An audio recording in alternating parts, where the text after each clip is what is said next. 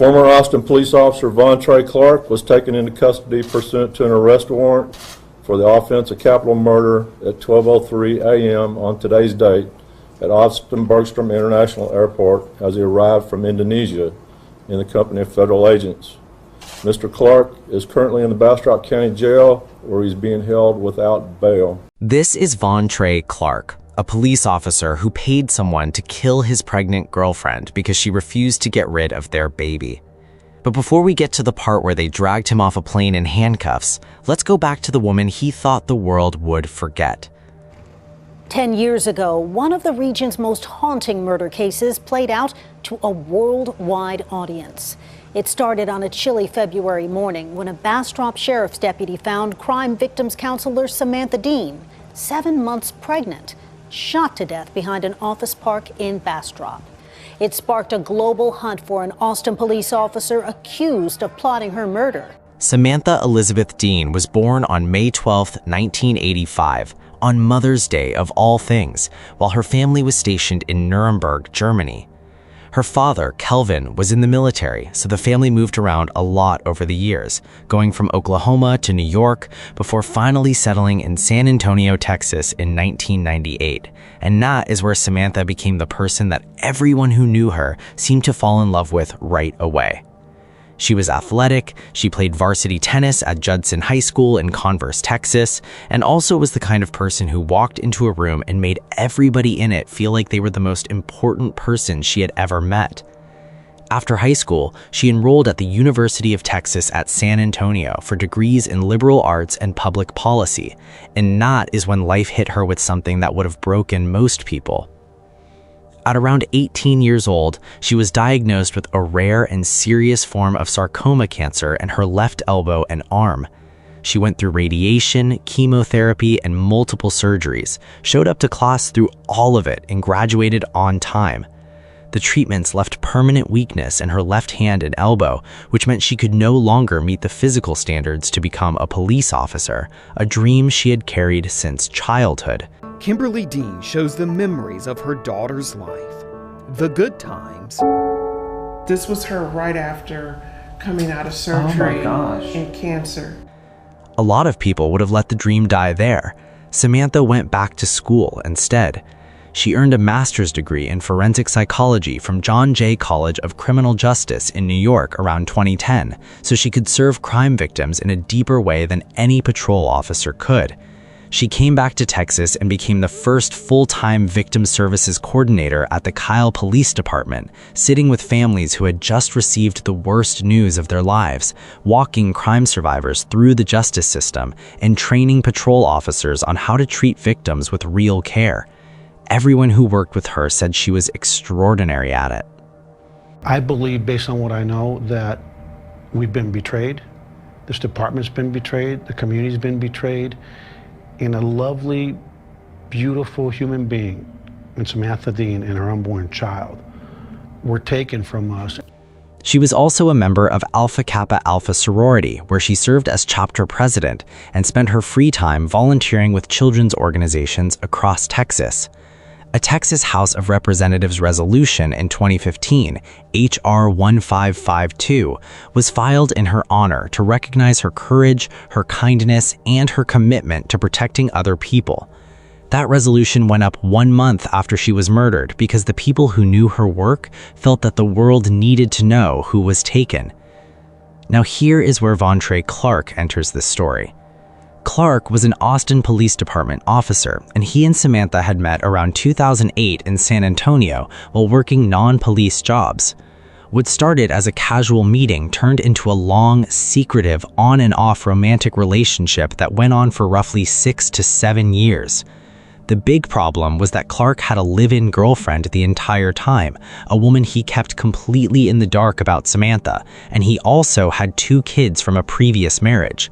He was running 2 separate lives at the same time and had no intention of letting either one fall apart. But their relationship privately bloomed as she entered the victim services profession while volunteering with the Austin Police Department, where Clark had joined the force, before she took a full-time job in Kyle. My understanding is that there was that on and off relationship between them. In 2014, Samantha learned she was pregnant with a daughter she named Madeline and planned to call her Maddie. Clark, who had a live-in girlfriend, was the father. In the summer of 2014, Samantha found out she was pregnant. For most people, that would just be complicated news. For Samantha, given everything her body had been through, it was something close to a miracle. The radiation and chemotherapy treatments she had gone through years before had left her genuinely unsure about whether she would ever be able to have children. So when she found out she was carrying a daughter, she named that baby Madeline, called her Maddie for short, and started getting ready.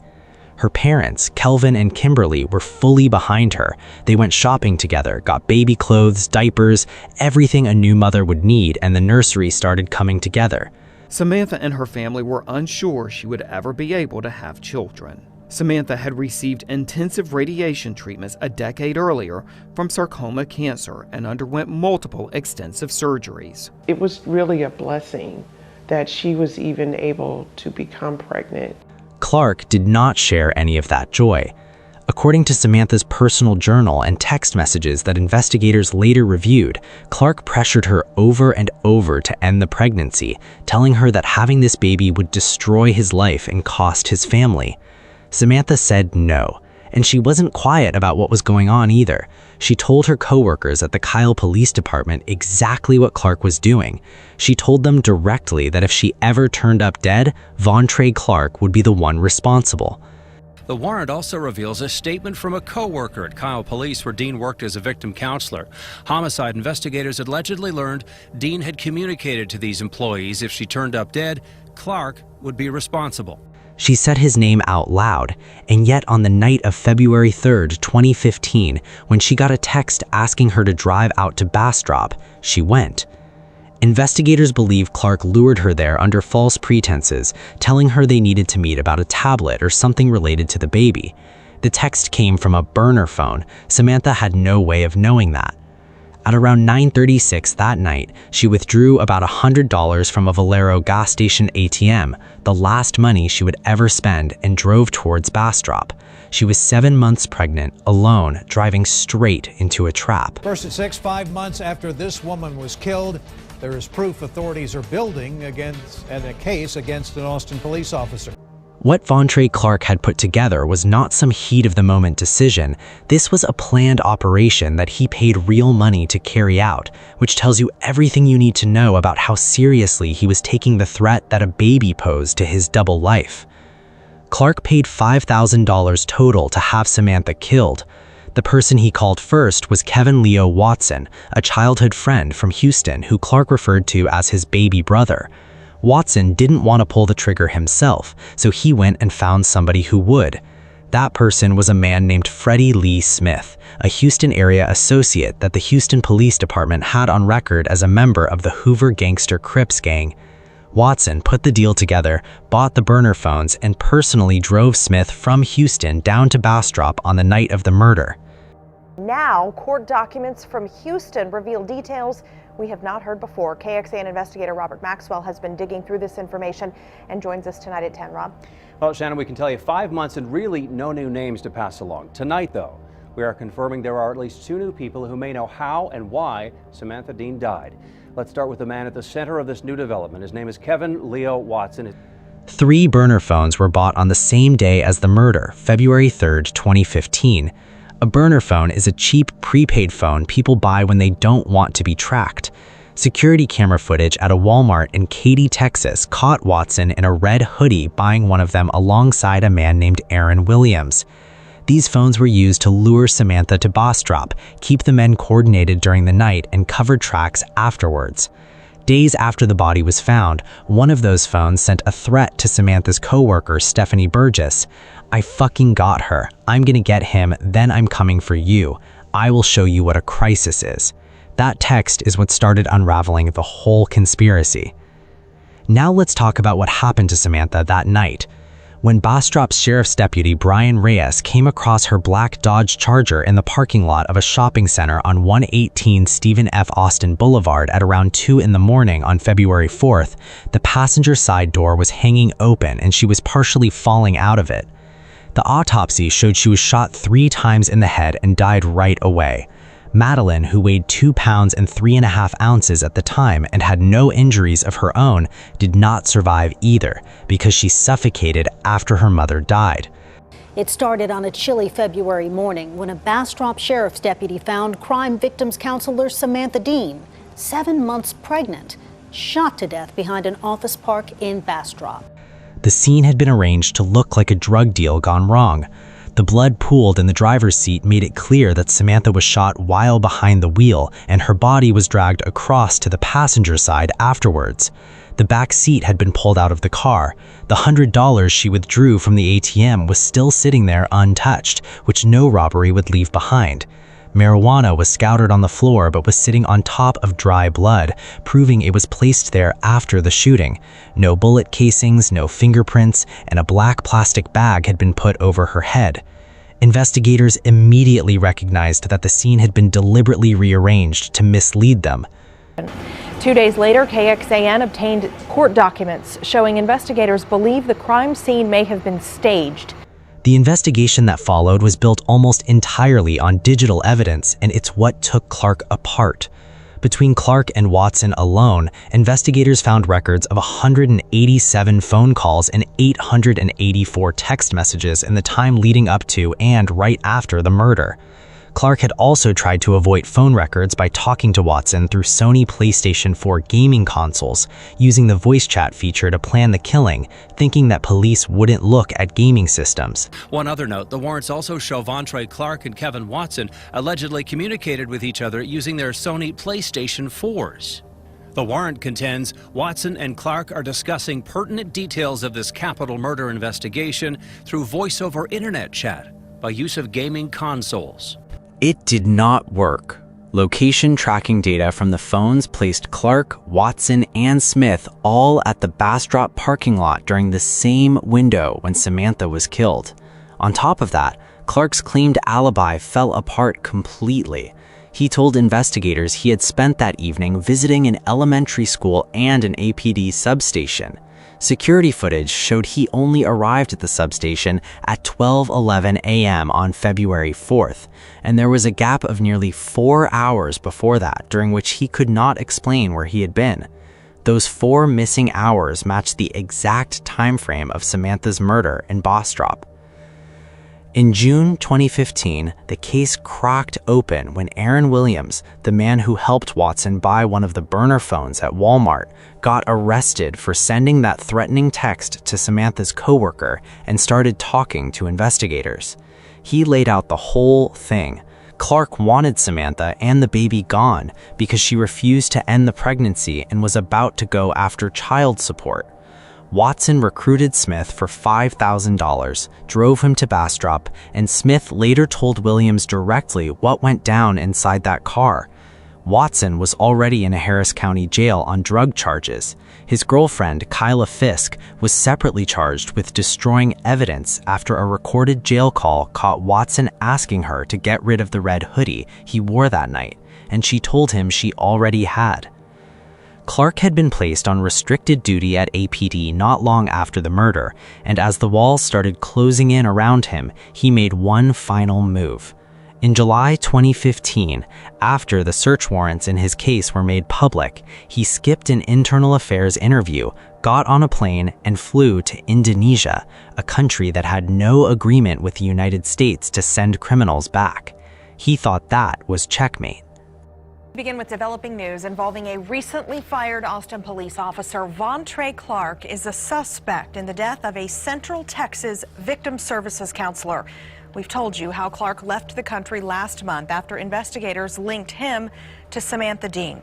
He was wrong. We were asked to assist in the repatriation of Vontre Clark back to the United States. And I know a lot of people wonder how we do that. We actually have 64 legal attaché offices in over 200 countries. We have agents there that support those countries and their relationship to the United States. We share intelligence, we work criminal matters, and we create these relationships. We've been doing this over the last 70 years.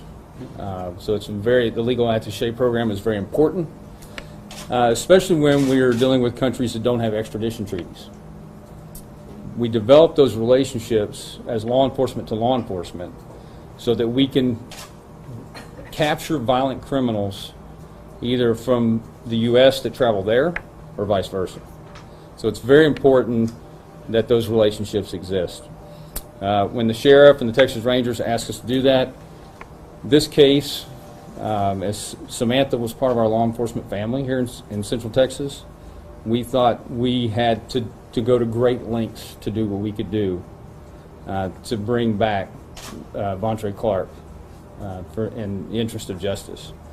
So that was very important.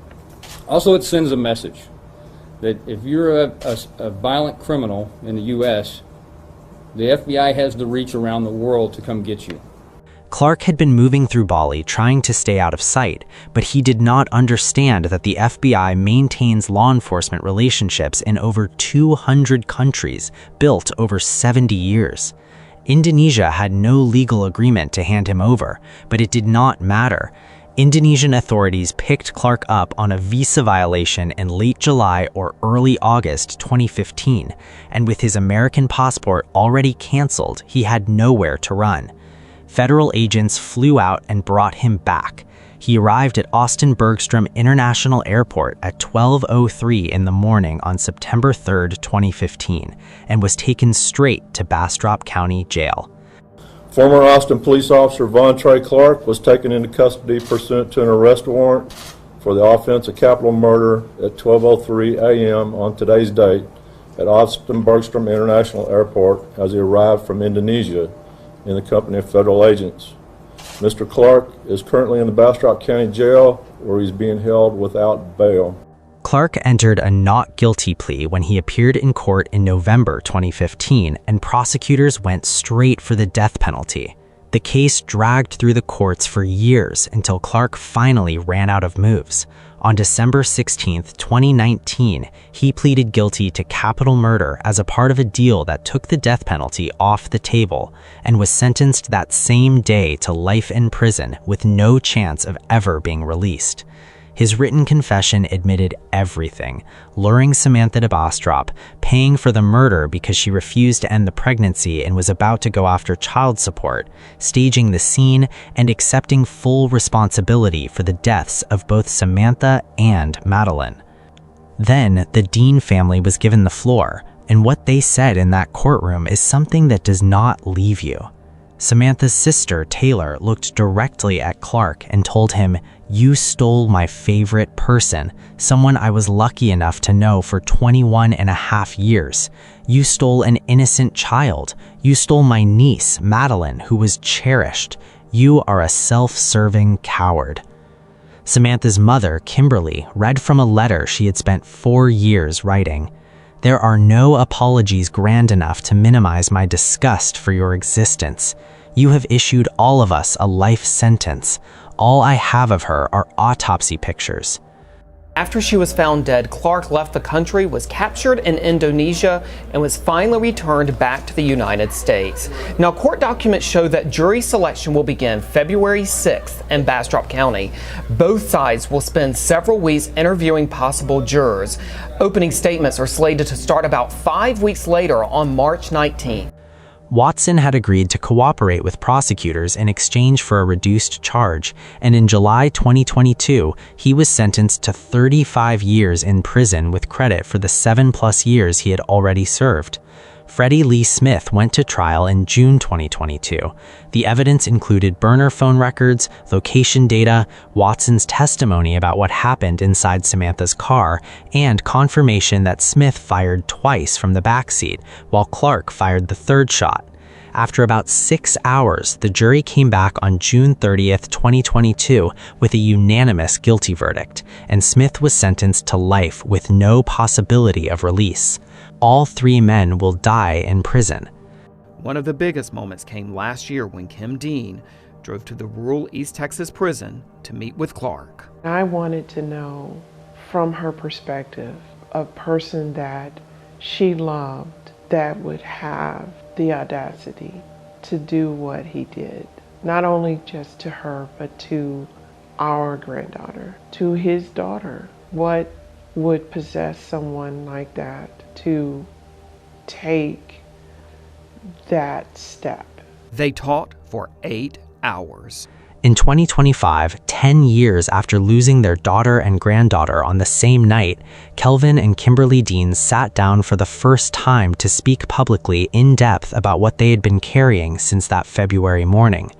One of the things Kimberly shared was that she had driven alone to the Caulfield unit, a rural East Texas prison, to sit face to face with Vontre Clark. They talked for 8 hours. She wanted to understand how someone who was supposed to love her daughter could do something like that, not just to Samantha, but to his own child. She asked him directly what would make a person take that step. He apologized. Did he apologize? Sure. But what can I do with that? Back home in San Antonio, the room they set up for Madeline is still exactly as it was. The baby bed untouched, neatly folded onesies, diapers, the sonogram images, hand and footprints of the unborn child, Samantha's sorority pin, her awards, the flowers from her funeral, a Texas flag from the service, and a mural Samantha painted herself on the wall. Nobody has touched it. Today, they talk about what life would be like if Samantha and Madeline were here. They keep in touch with Samantha's friends. I've seen them get married. I've seen them move on in their careers. I've seen them have children. I've seen their parents with their grandchildren. And I can't help but think what Sammy would be doing now. In February 2025, on the 10-year anniversary, the Kyle Police Department dedicated 2 rooms in their building in Samantha's and Madeline's names. One is called Samantha's Space, a comfortable room where crime victims can speak with counselors without sitting in a cold police interrogation room. The other is called Maddie's Corner. And a month after Samantha was killed, the Texas Association Against Sexual Violence created the Samantha Dean Rising Star Award, given every year to a young victim advocate under 30 who is working to end sexual violence in Texas. Her parents accepted the very first one on her behalf. This was her job. She understood very well what domestic violence looked like. She wants to warn others that even the most skilled professionals, someone who had helped other victims of domestic violence, became one. I want to use her case as a cautionary tale. What Kimberly keeps coming back to is something that should sit with all of us. Her daughter spent her whole career helping people get out of violent situations. She was trained to recognize the signs, and she still ended up in one herself. That is not a failure on Samantha. That is the reality of how this kind of abuse operates, and it's the exact reason people like her gave everything to fight it. Samantha Elizabeth Dean was 29 years old. She survived cancer and built her whole career around making sure that people going through the worst moments of their lives did not have to face them alone. She named her daughter and was weeks away from holding her. She told the people around her exactly who would be responsible if something happened to her, and those people made sure that name was heard in every courtroom it needed to be heard in. Vontre Clark, Kevin Watson, and Freddie Lee Smith are all serving life. And Samantha's name is on 2 rooms at the police department where she worked, on an award given every year in her memory, and in a home in San Antonio where her parents still think about what she and Maddie would be doing right now. What do you think Samantha should have done differently? Let me know what you think in the comments section. Also, click on one of the cards on your screen to see more videos like it. See you in the next one.